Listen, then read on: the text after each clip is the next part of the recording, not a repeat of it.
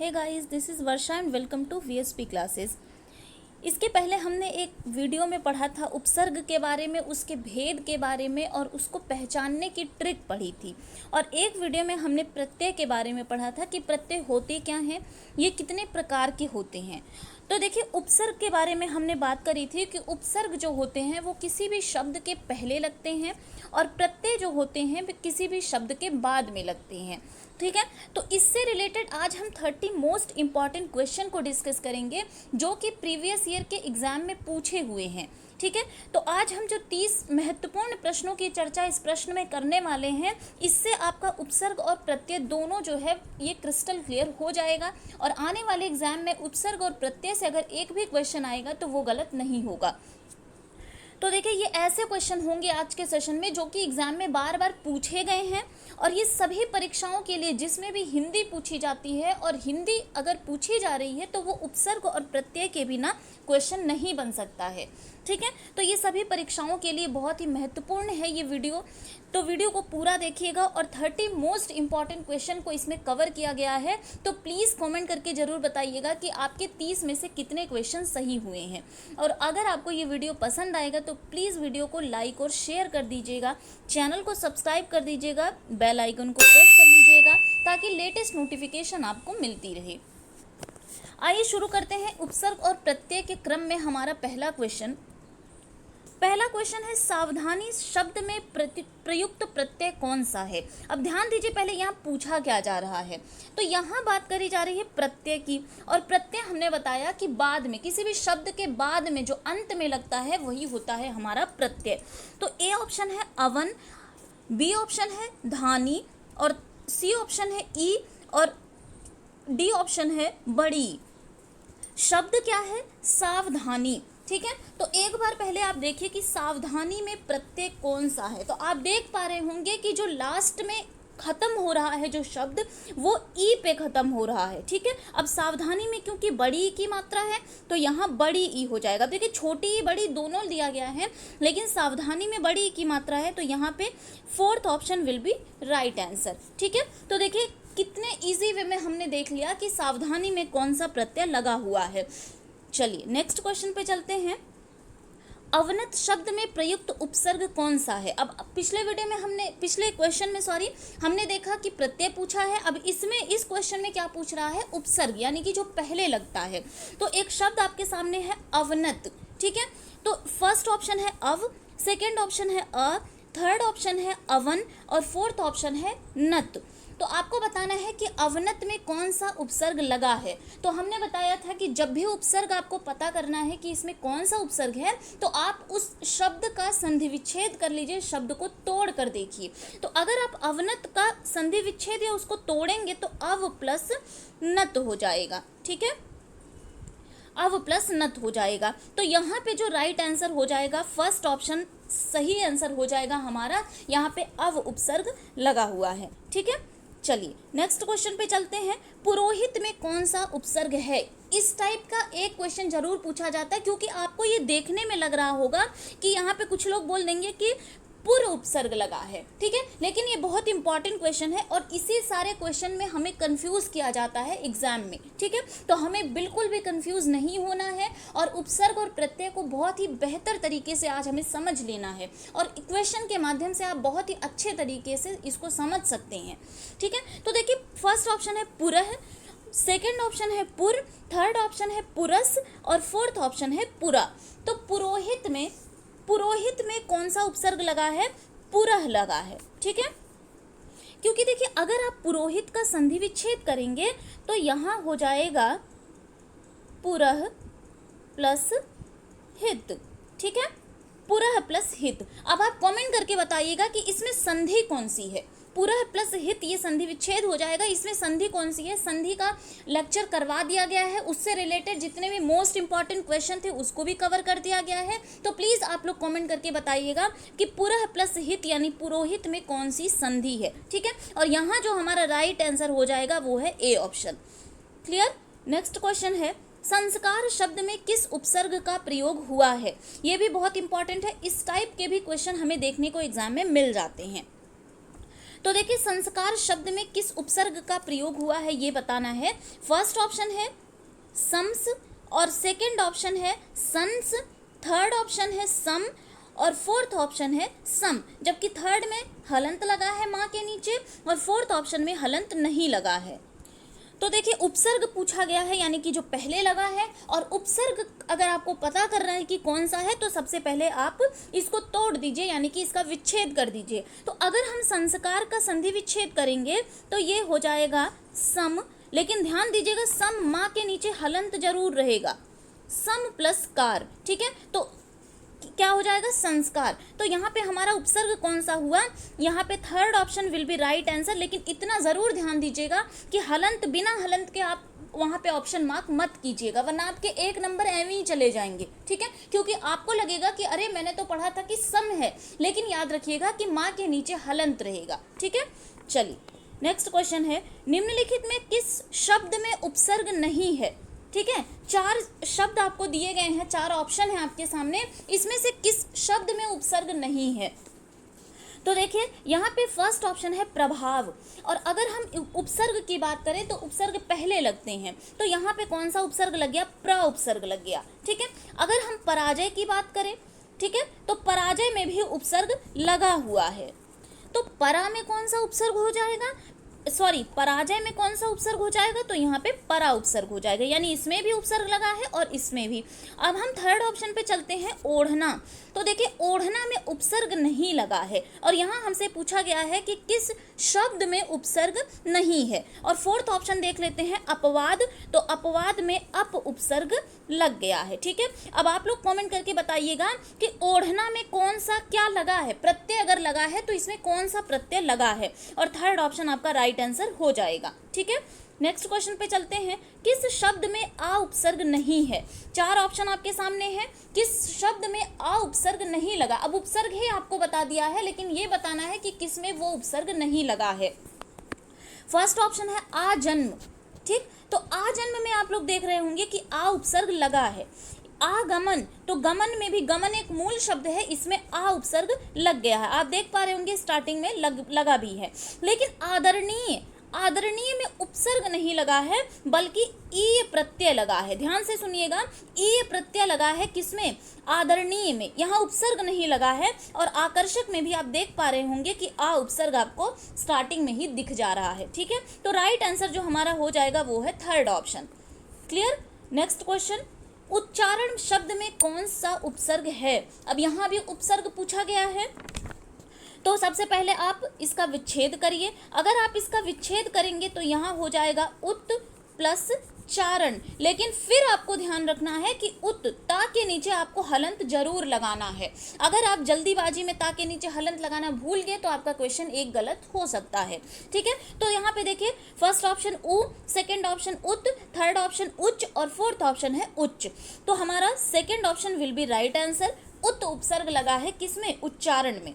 Next question है, लौकिक शब्द में कौन सा प्रत्यय है। प्रत्यय वो होता है जो बाद में लगता है, तो लौकिक, तो ठीक है, लौकिक जब बोल रहा है आप बोल कर देखिए लौकिक, ठीक है, तो लास्ट में कहीं आपको एक प्रत्यय जो निकल कर आ रहा है यहाँ पे, वो कौन सा प्रत्यय हो जाएगा, इक प्रत्यय, ठीक है। लौकिक में कौन सा प्रत्यय लगा है, इक प्रत्यय है। नेक्स्ट क्वेश्चन पे चलते हैं, वेरी वेरी इंपॉर्टेंट क्वेश्चन है ये, सबसे पहले मैं बता दे रही हूँ, क्योंकि जब मैं प्रत्यय पढ़ा रही थी तो हो सकता है आपको उतने समझ में नहीं आया होगा कि कृदंत प्रत्यय कौन से होते हैं और तद्धित प्रत्यय कौन से होते हैं। लेकिन यहाँ आपको पूछ लिया गया है कि पांडव शब्द में कौन सा प्रत्यय है, कृदंत प्रत्यय, तद्धित प्रत्यय, स्त्री प्रत्यय, या फिर इनमें से कोई नहीं, ठीक है। तो देखिए पांडव शब्द में यहाँ पे कृदंत नहीं है, क्यों नहीं है कृदंत, क्योंकि कृदंत जो है ये क्रिया या धातु के साथ लगता है, तो भाई पांडव तो कोई क्रिया तो लग नहीं रही है, ठीक है। और जो संज्ञा सर्वनाम या विशेषण के साथ लगता है तो हमने बताया था वो कौन सा प्रत्यय हो जाएगा, तद्धित प्रत्यय, ठीक है। तो पांडव जो है यहाँ पे तद्धित प्रत्यय इसमें लगा हुआ है, ठीक है। नेक्स्ट क्वेश्चन पे चलते हैं, कृदंत प्रत्यय किन शब्दों के साथ जुड़ते हैं, ठीक है। देखिए वापस आपसे वही क्वेश्चन पूछ लिया गया। देखिए ये सारे क्वेश्चन यूपी पीसीएस लेवल के क्वेश्चन है, ये क्वेश्चन जो आप देख रहे हैं ये यूपी पीसीएस में 2012 में ये पूछा गया था, ठीक है। इसलिए क्वेश्चन का जो लेवल है वो बहुत हाई लेवल के क्वेश्चन है आज के इस सेशन में। तो अगर आपने ये वीडियो कंप्लीट देख लिया है और आपने सॉल्व कर लिया है क्वेश्चन को, तो मुझे नहीं लगता है कि आगे आने वाले एग्जाम में उपसर्ग और प्रत्यय से रिलेटेड कोई भी क्वेश्चन आपका गलत होगा। तो प्लीज़ वीडियो को पूरा देखिएगा। देखिए, कृदंत प्रत्यय किन शब्दों के साथ जुड़ते हैं? तो अभी हमने बताया कि कृदंत जो होते हैं ये क्रिया या धातु के साथ जुड़ते हैं। तो और संज्ञा सर्वनाम और विशेषण के साथ हमारे तद्धित प्रत्यय जुड़ते हैं। तो यहाँ पे थर्ड ऑप्शन राइट आंसर हो जाएगा। नेक्स्ट क्वेश्चन पे चलते हैं। जो प्रत्यय संज्ञा सर्वनाम व विशेषण में जोड़कर नया शब्द बनाते हैं वे प्रत्यय कौन से हैं? कृत प्रत्यय, तद्धित प्रत्यय, कृत व तद्धित प्रत्यय, और इनमें से कोई नहीं। तो अभी हमने बात करी कि तद्धित प्रत्यय जो होते हैं ये संज्ञा सर्वनाम या फिर विशेषण के साथ लगते हैं, ठीक है। तो यहाँ पे second option will be right answer. Next question पे चलते हैं। कौन सा उपसर्ग आचार शब्द से पूर्व लगने पर उसका अर्थ जुल्म हो जाता है? देखिए, आजकल जो आपसे उपसर्ग और प्रत्यय वो डायरेक्ट ना पूछकर बल्कि आपको आपको फंसाने के लिए कुछ इस तरह के क्वेश्चन आजकल पूछे जाते हैं, इसलिए एक दो क्वेश्चन को मैंने इस टाइप को भी रख दिया है। देखिए, यहाँ पूछा जा रहा है कि कौन सा उपसर्ग आचार शब्द से पूर्व लगने पर, यानी आचार आपका एक मूल शब्द है, इसमें हम कौन सा उपसर्ग लगाएं कि उसका अर्थ जुल्म हो जाए, ठीक है। फर्स्ट ऑप्शन अन, सेकंड ऑप्शन अति, थर्ड ऑप्शन दुर और फोर्थ ऑप्शन है निर, ठीक है। तो देखिए, आचार है, अगर हमने यहाँ पे अति उपसर्ग लगा दिया, अति प्लस आचार, ठीक है, तो यहाँ क्या शब्द बन जाएगा? अत्याचार। और अत्याचार का मतलब क्या होता है? जुल्म करना होता है, ठीक है। तो हमसे पूछा भी यही गया था कि कौन सा उपसर्ग यहाँ आचार शब्द में लगाएं कि इसका अर्थ क्या हो जाए? जुल्म हो जाए। तो यहाँ पे सेकंड ऑप्शन राइट आंसर हो जाएगा। तो देखिए, आजकल जो क्वेश्चन पूछे जा रहे हैं वो इसी टाइप के क्वेश्चन पूछे, डायरेक्ट आपसे नहीं पूछा जा रहा है कि इसमें कौन सा उपसर्ग है, इसमें कौन सा प्रत्यय है, ठीक है। चलिए नेक्स्ट क्वेश्चन पे चलते हैं। निम्नलिखित शब्दों में उपसर्ग को पहचानिए। 3 शब्द आपके सामने दिए हुए हैं, इसमें कौन सा उपसर्ग लगा है? अभियान, अभियान में देखेंगे तो यहाँ पे अभि उपसर्ग लगा है। अभिमुख में भी आप देखेंगे तो अभि उपसर्ग लगा है। और अभ्यास का अगर आप विच्छेद करेंगे तो ये क्या हो जाएगा? अभि प्लस आस, ठीक है। तो यहाँ पे जो उपसर्ग अब आप देख पा रहे होंगे कि तीनों में जब हम अभी हमें मिल गया तो हमारा fourth option will be right answer. इन तीनों शब्दों में अभी उपसर्ग लगा हुआ है, ठीक है। चलिए नेक्स्ट क्वेश्चन है, अध्यक्ष व अधिष्ठाता में कौन सा उपसर्ग है? ये भी बहुत इंपॉर्टेंट क्वेश्चन है। यहाँ से भी इस टाइप के क्वेश्चन भी, क्योंकि ये देखने में तो आप कई लोग इसको अध लगा देंगे, ठीक है, अध लगा देंगे कई लोग, इसलिए ये कंफ्यूजन क्रिएट करने के लिए इस टाइप के भी क्वेश्चन पूछ लिए जाते हैं। तो फर्स्ट ऑप्शन अधि, second option up, third option अध और फोर्थ ऑप्शन है प्रति। तो देखिए, अप प्रति ये दोनों तो एकदम ही कट जाएंगे, क्योंकि अध्यक्ष और अधिष्ठाता में अप और अप प्रति का कोई मतलब ही नहीं है। बचा हमारे सामने 2 ऑप्शन अधि और अध। अब दिक्कत ये आती है कि हम अधि लगाएं या फिर अध लगाएं, ठीक है। तो देखिए, अगर हम संधि विच्छेद करेंगे तो अध्यक्ष का जो संधि विच्छेद होगा वो होगा अधि प्लस अक्ष, ठीक है। तो अधि जब होगा तो यहाँ हमारा कौन सा हो जाएगा? अधि उपसर्ग हो जाएगा, ठीक है। चलिए नेक्स्ट क्वेश्चन पे चलते हैं। धातु में प्रत्यय जोड़ने से शब्द क्या कहलाते हैं? यदि कोई धातु है और हम उसमें प्रत्यय जोड़ दिए तो वो क्या कहलाता है? क्रिया, विशेषण, कृदंत या तद्धितांत। तो देखिए, जो क्रिया के जिस क्रिया में या धातु में कोई प्रत्यय लगता है तो उसे हम कृदंत प्रत्यय कहते हैं। तो यहाँ पे थर्ड ऑप्शन राइट आंसर हो जाएगा। नेक्स्ट क्वेश्चन, सजावट शब्द में प्रत्यय बताइए। सजावट एक शब्द है, इसमें कौन सा प्रत्यय लगा है? आहट, आवट, आव या फिर ट। तो सजावट में आप सबको पता होगा, बहुत सिंपल क्वेश्चन है, आवट प्रत्यय लगा है, ठीक है। सजावट, लिखावट, बनावट, इन सब में कौन सा प्रत्यय है? आवट प्रत्यय है, ठीक है। नेक्स्ट क्वेश्चन, दुस्साहस शब्द में कौन सा उपसर्ग है? दुस्साहस एक शब्द है, आपको बताना है इसमें कौन सा उपसर्ग है। तो देखिए, जब दुस्साहस का आप संधि विच्छेद करेंगे तो यहाँ हो जाएगा दुस, लेकिन ध्यान दीजिएगा दंती सा के नीचे आपको हलंत जरूर लगाना है, ठीक है। दुस प्लस साहस, ठीक है, दुस्साहस। तो यहाँ पे जब हम दुस लगा दिए तो हमारा जो राइट आंसर हो जाएगा, fourth option will be right answer. ठीक, नेक्स्ट क्वेश्चन है, ई प्रत्यय किस शब्द में नहीं है? ई प्रत्यय जो है वो किस शब्द में नहीं है, ये बताना है आपको। अलबेली, अब अलबेली में आप देख पा रहे होंगे कि लास्ट में हमें ई दिखाई दे रहा है। माली, माली में भी हमें ई दिखाई दे रहा है। तेली में भी हमें ई दिखाई दे रहा है। लेकिन अगर रंगीला की हम बात करते हैं तो आप खुद बोलकर आप देख लीजिए, रंगीला में आपको ई नहीं दिखाई दे रहा, बल्कि यहाँ पे एक प्रत्यय लगा हुआ है। कौन सा प्रत्यय लगा है? ईला प्रत्यय लगा है। ठीक है, तो यहाँ रंगीला जो होगा वो हमारा राइट आंसर हो जाएगा। इस शब्द में क्या है? प्रत्यय। ई प्रत्यय किस शब्द में नहीं है? तो यहाँ पे ई प्रत्यय ना होकर बल्कि ईला प्रत्यय लगा है। ठीक, चलिए नेक्स्ट क्वेश्चन है, धुंधला शब्द में प्रयुक्त प्रत्यय कौन सा है? धुंधला एक शब्द है, धूं, धुंध, ला और इनमें से कोई नहीं। तो धुंध एक मूल शब्द है, इसमें कौन सा प्रत्यय लगा है? ला प्रत्यय। आप यहाँ से ही आपको आंसर अपना मिल गया, यहाँ पे ला प्रत्यय लगा हुआ है। ठीक है, चलिए नेक्स्ट क्वेश्चन, नेक्स्ट क्वेश्चन की बात करते हैं। Very very important question. देखिए फिर उसी टाइप का क्वेश्चन एक मिल गया। व्यवस्था से पूर्व कौन सा उपसर्ग लगाएं कि उसका अर्थ विपरीत हो जाए? अब देखिए यहाँ पे एक तरीके से आप कह सकते हैं कि यहाँ व्यवस्था का आपसे विलोम शब्द पूछ रहा है और आप कौन सा प्रत्यय लगा के आप वो विलोम शब्द बनाएंगे। ए ऑप्शन है परि, सेकेंड ऑप्शन है आ, थर्ड ऑप्शन है अ और फोर्थ ऑप्शन है अप। तो देखिए व्यवस्था एक शब्द है, अगर उसमें आप आ प्रत्यय लगा देंगे तो यहाँ एक जो शब्द बनकर आएगा वो हो जाएगा अव्यवस्था। ठीक है, और अगर हम व्यवस्था शब्द का विपरीतार्थक शब्द देखें या कि विलोम शब्द देखें तो वो क्या हो जाएगा? अव्यवस्था। और यही हमसे क्वेश्चन में पूछा गया है। ठीक है, यहाँ पूछा गया है कि व्यवस्था में ऐसा कौन सा उपसर्ग लग जाए कि उसका वो विपरीत अर्थ देने लगे। ठीक है, तो यहाँ पे third option will be right answer. अगर हम व्यवस्था में आ उपसर्ग लगा देंगे तो ये हो जाएगा अव्यवस्था और यही हमारा विपरीत शब्द भी हो जाएगा। नेक्स्ट क्वेश्चन पे चलते हैं, निम्नांकित में से उपसर्ग रहित शब्द कौन सा है? अब आप सबको पता होगा कि उपसर्ग कौन सा होता है, यानी जो स्टार्टिंग में लगता है वो उपसर्ग। तो चार ऑप्शन है, तीन में यहाँ आपको उपसर्ग लगा हुआ मिलेगा, लेकिन एक ऐसा शब्द आपको छांटना है जिसमें उपसर्ग नहीं लगा है। तो देखिए अगर हम सुयोग की बात करें तो यहाँ पे सु उपसर्ग लगा हुआ है। ठीक है, विदेश की बात करें तो यहाँ वी उपसर्ग लगा हुआ है। अत्यधिक की बात करें तो यहाँ अति उपसर्ग लगा हुआ है। ठीक है, लेकिन अगर सुरेश की बात करें, उपसर्ग क्या करता है कि ये शब्द के पहले लगता है। ठीक है, अगर हम सुरेश की बात करें तो यहाँ पे कोई उपसर्ग नहीं लगा है, यानी कि यही हमारा राइट आंसर हो जाएगा। यही हमारा उपसर्ग रहित शब्द है। नेक्स्ट क्वेश्चन, निर्वाह शब्द में प्रयुक्त उपसर्ग कौन सा है? निर, निह, नी या फिर निरी। तो निर्वाह शब्द में अगर हम निर्वाह का संधि विच्छेद करेंगे तो यहाँ पे क्या हो जाएगा? ठीक है, तो निर्वाह में अगर हम उपसर्ग की बात करते हैं तो यहाँ पे ए ऑप्शन राइट आंसर हो जाएगा, फर्स्ट ऑप्शन, यानी कि यहाँ पे निर उपसर्ग लगा हुआ है।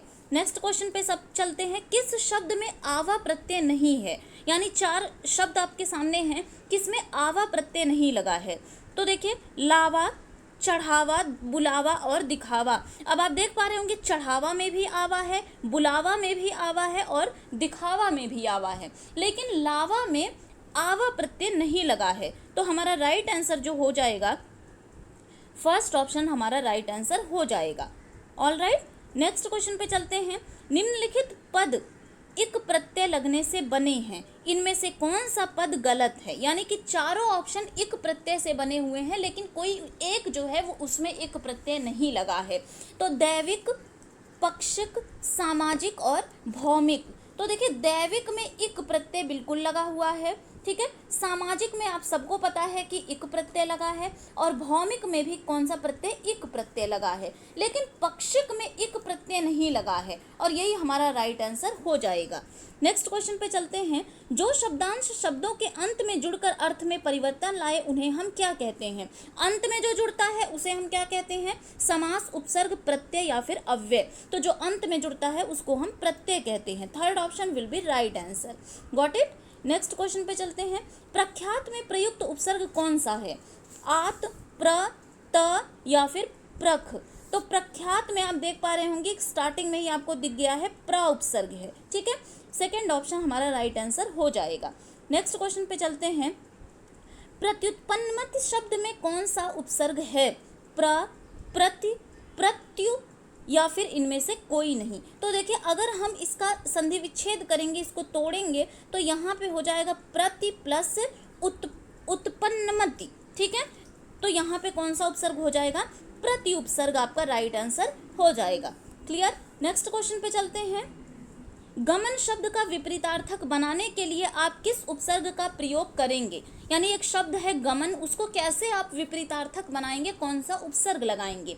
उप, अनु, प्रति और आ। तो देखिए, गमन है, अगर हमने यहाँ पे गमन लिख दिया, अगर हम यहाँ पे आ उपसर्ग लगा दें तो ये आगमन हो गया। ठीक है, और गमन का विपरीतार्थक यानी कि विलोम शब्द जो होता है वो होता है आगमन। ठीक है, तो यही हमारा राइट आंसर हो जाएगा। यानी फोर्थ ऑप्शन आ, अगर हम उपसर्ग लगाएंगे गमन में तो ये आगमन हो जाएगा और गमन का यही विलोम शब्द होता है। नेक्स्ट क्वेश्चन पे चलते हैं। अनुज को स्त्रीवाचक बनाने के लिए आप किस प्रत्यय का प्रयोग करेंगे? ये भी इंपॉर्टेंट क्वेश्चन है ये। अनुज एक शब्द है, अगर आपको इसको स्त्रीवाचक करना है, आ, ई, इक या फिर ई, तो देखिए अनुज है, अगर हम इसमें आ प्रत्यय लगा दें, ठीक है, अगर हम इसमें आ प्रत्यय लगाते तो ये क्या हो जाएगा? प्रत्यय लगेगा, यानी कि बाद में, यानी ये अनुजा हो जाएगा। तो अनुज जो था इसको हम अनुजा कर सकते हैं आ प्रत्यय लगा के, और अनुजा क्या है?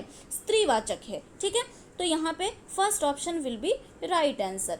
नेक्स्ट क्वेश्चन और लास्ट क्वेश्चन पे चलते हैं। सुत शब्द को स्त्रीवाचक बनाने के लिए किस प्रत्यय का प्रयोग किया जाता है? सुत भी एक शब्द है, इसको स्त्रीवाचक बनाना है तो इसमें भी आप प्रत्यय लग जाएगा और जो शब्द बनकर आ जाएगा वो हो जाएगा सुता, और सुता भी एक स्त्रीवाचक प्रत्यय है। ठीक है, अब अच्छा कमेंट करके बताइएगा कि सुता का मतलब क्या होता है। बहुत बार आपसे पूछ लिया जाता है, पर्यायवाची शब्द आपसे आपका इसमें से तैयार हो जाएगा कि सुता शब्द का जो अर्थ होता है हिंदी में वो क्या होता है।